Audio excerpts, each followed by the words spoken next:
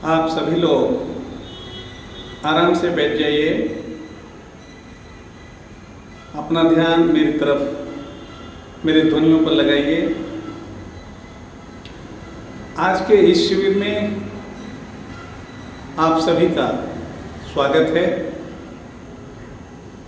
जो लोग यहाँ आध्यात्म मार्ग में प्रवेश पाने के लिए इच्छा रखते हैं, उनके लिए यह सुंदर योग है। इसका लाभ आज आपको मिलेगा। यह कार्यक्रम समाज कल्याण के लिए योग सेवा केंद्र की तरफ से प्रस्तुत किया जा रहा है। आपकी समस्याएं, शरीर से संबंधित रोग, कष्ट अथवा पीड़ा, मन के तनाव, मन के रोग अथवा आध्यात्मिक चेतना से संबंधित हो सकते हैं। आप स्वयं अपनी समस्याओं का कारण खोज पाएंगे तथा उन्हें दूर कर सकेंगे। आज का जो विषय है वो सूक्ष्म तत्व से संबंधित है। आध्यात्म मार्ग में प्रवेश पाने के लिए सूक्ष्म तत्वों की जानकारी होना अनिवार्य है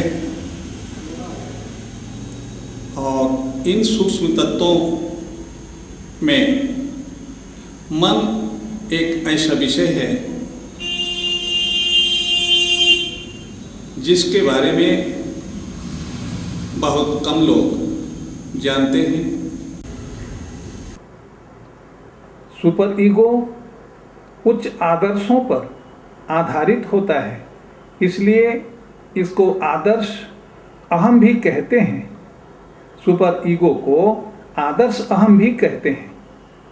सभ्यता, संस्कृति, धर्म व नैतिकता आदि से सुपर ईगो का अटूट संबंध है। यह परम अहम अर्थात सुपर ईगो चेतन होता है।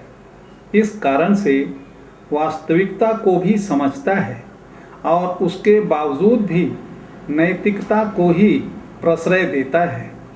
इसके पास अनेक आदर्श एकत्रित रहते हैं। यह उन्हीं आदर्शों के आधार पर जीता है। ये आदर्श व आचरण समाज द्वारा ही बनाए हुए होते हैं। सुपर ईगो के विकास से ही मनुष्य में पश्चाताप के भाव उत्पन्न होते हैं।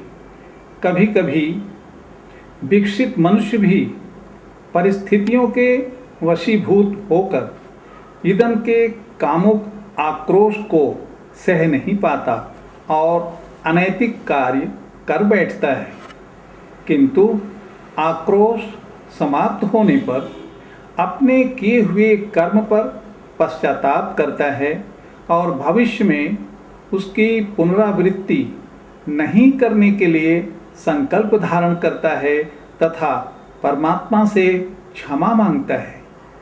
किंतु जिस व्यक्ति में सुपर ईगो का विकास नहीं हुआ रहता, वह अपने अनैतिक कार्य को एक सौभाग्य समझता है तथा उसकी पुनरावृत्ति करने के लिए हर समय प्रस्तुत रहता है।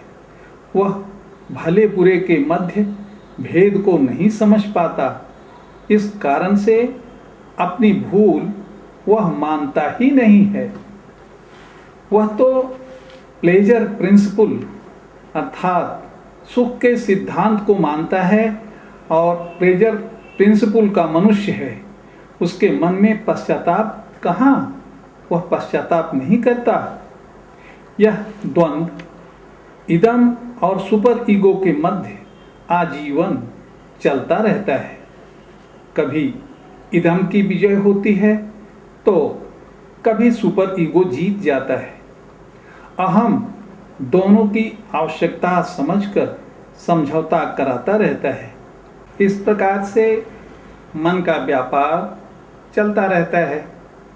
तो आप लोगों को मन की संरचना का गत्यात्मक पहलू अर्थात मन का क्रमशः विकास मैंने समझा दिया और आप समझ भी गए होंगे। मन का विकास काल, समय, परिस्थिति और आनुवंशिक गुणों के आधार पर निर्भर करता है। जिनके अंदर मन के गत्यात्मक पहलू का विकास समयानुकूल होता चला गया, तो ऐसे लोगों का जीवन बहुत सुखमय होता है, सुंदर जीवन जीते हैं। किंतु जिनके अंदर मन के गत्यात्मक पहलू का विकास समय के अनुसार नहीं हो पाता, ऐसे लोगों का जीवन छिन्न भिन्न, दुखी तथा तनाव युक्त होता है। इसलिए सुंदर जीवन जीने के लिए बच्चों में उनके इदम, अहम और परम अहम की देखभाल या उसके विकास के लिए पूरा प्रयास करना चाहिए। बिना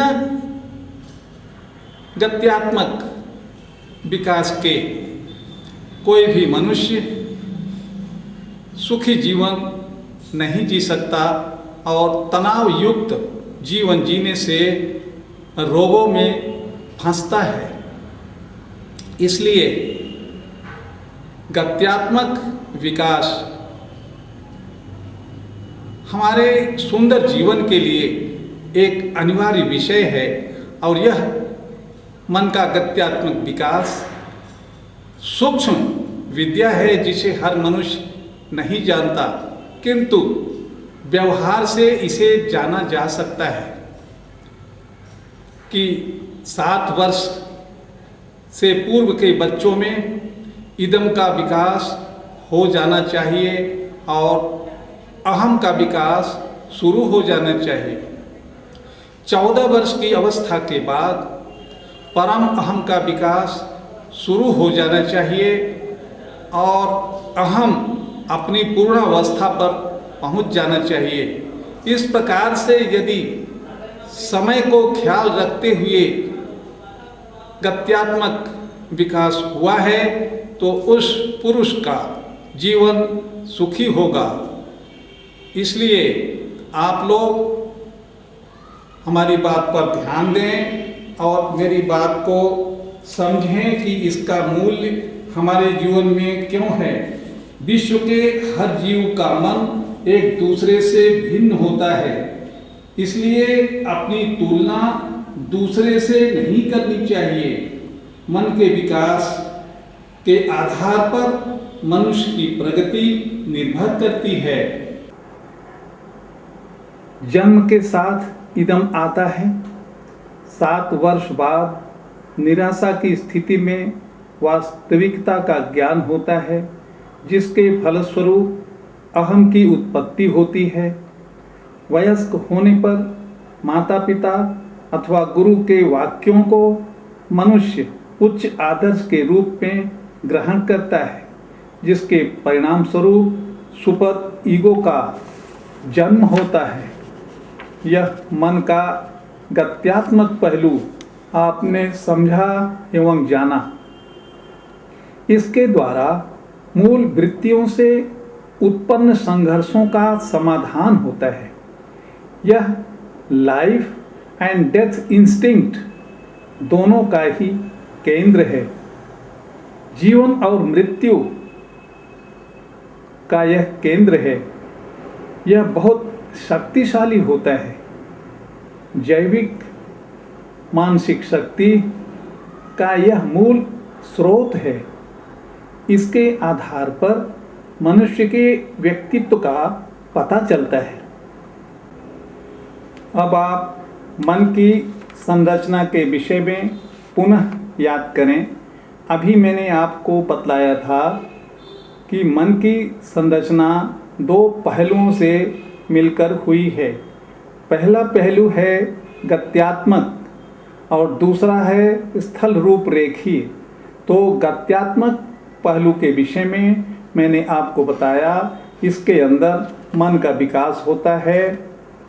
मन के विकास की 3 स्थितियां हैं। मन के विकास के 3 स्तर हैं, इदम, अहम और परम अहम। इनके विषय में मैंने आपको समझा दिया। अब इसकी संरचना को ध्यान से समझें। इसका दूसरा पहलू है स्थल रूप रेखीय। मैं अब उसके विषय में बताना चाहूँगा कि इस पहलू में, जिसे टोपोग्राफिकल एस्पेक्ट भी कहते हैं, आप क्या चीज़ जान पाएंगे, इसे समझिए। इसका अर्थ क्या होता है? टोपोग्राफिकल एस्पेक्ट का अर्थ क्या है? इसका अर्थ होता है कि मन के स्तर कितने होते हैं, अर्थात मन किन किन स्तरों पर अपना कार्य किस प्रकार करता है। तो जानिए कि मन के 3 स्तर होते हैं। चेतन, जिसे कॉन्शियस कहते हैं, अवचेतन सबकॉन्शियस और अचेतन अनकॉन्शियस। मन के आधार पर मनुष्य इन्हीं स्थितियों में रहता है, कभी चेतन अवस्था में तो कभी अवचेतन में और कभी अचेतन में रहता है। चेतन अवस्था क्या है? चेतना का संबंध वर्तमान से होता है।